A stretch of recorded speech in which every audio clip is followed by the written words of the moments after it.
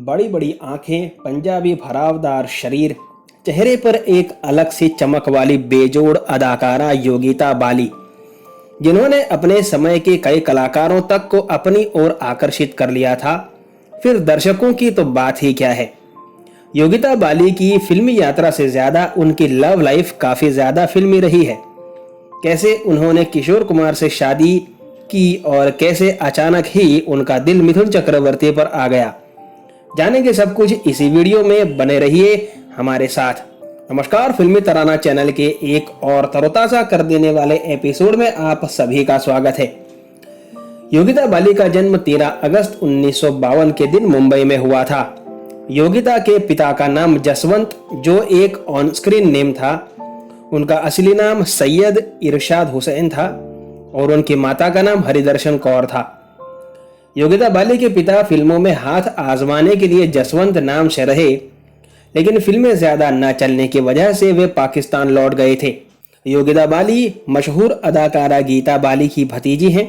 योगिता बाली के भाई योगेश बाली भी एक्टर थे और उन्होंने सुलक्षणा पंडित के कजिन हेमलता से शादी की थी। फिल्म इंडस्ट्री से ताल्लुक रखने की वजह से योगिता बाली को उनकी पहली ही फिल्म अमिताभ बच्चन जैसे दिग्गज कलाकार के साथ मिली, जिसका नाम था परवाना, जो 1971 में रिलीज हुई थी। इसके बाद योगिता बाली ने कई दिग्गज कलाकारों के साथ फिल्मों में काम किया और हिट फिल्में दी, जिनमें परवाना, एक मुट्ठी आसमान, चौकीदार, अजनबी, नागिन, महबूबा, चाचा भतीजा, भक्ति में शक्ति, जानी दुश्मन, जमाने को दिखाना है, राज तिलक, मेम साहब, समझौता, झील के उस पार, धमकी, कर्मयोगी शामिल हैं। हालांकि यह भी सच है कि शानदार फिल्मों में काम करने के बाद भी योगिता खुद की वो पहचान नहीं बना पाई थी जो उनके समय की दिग्गज अभिनेत्रियां रेखा, श्रीदेवी और हेमा मालिनी को टक्कर दे सके। फिल्मों से इतर योगिता की निजी जिंदगी भी काफी रोचक है।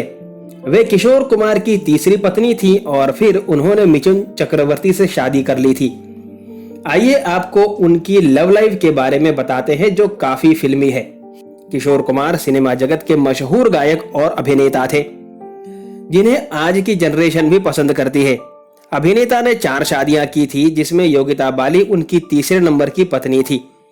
दोनों पहली बार फिल्म जमुना के तीर में साथ में दिखे थे।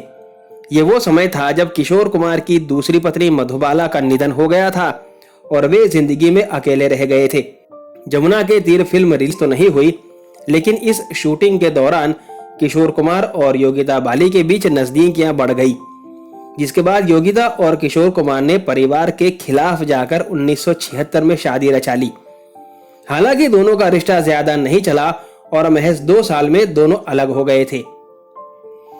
कहा जाता है कि योगिता बाली की जिंदगी में मिथुन चक्रवर्ती की एंट्री तब ही हो गई थी जब वे किशोर कुमार की पत्नी थी और मिथुन के लिए ही योगिता ने किशोर कुमार से अलग होने का फैसला लिया था।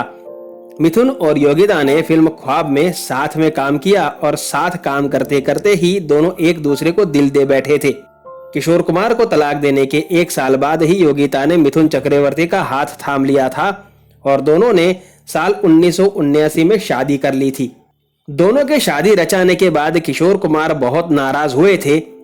इसके बाद किशोर कुमार ने मिथुन चक्रवर्ती के लिए गाना छोड़ दिया था।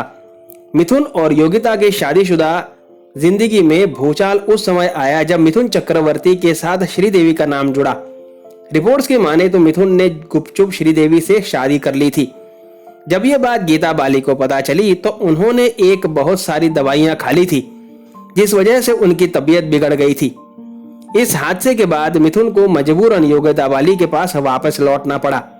योगिता बाली ने खुद एक इंटरव्यू में खुलासा किया था कि उनको मिथुन की दूसरी शादी के बारे में पता था, जिन्होंने श्रीदेवी को मिथुन की दूसरी पत्नी के रूप में स्वीकार कर लिया था। जब श्रीदेवी ने मिथुन से योगिता को छोड़ने के लिए कहा था और उनके मना करने के बाद श्रीदेवी ने मिथुन से अलग होना स्वीकार किया था। योगिता और मिथुन के 3 बेटे हैं, एक बेटी जो उन्होंने गोद ली है, जिसे कोई कूड़ेदान में फेंक कर चला गया था।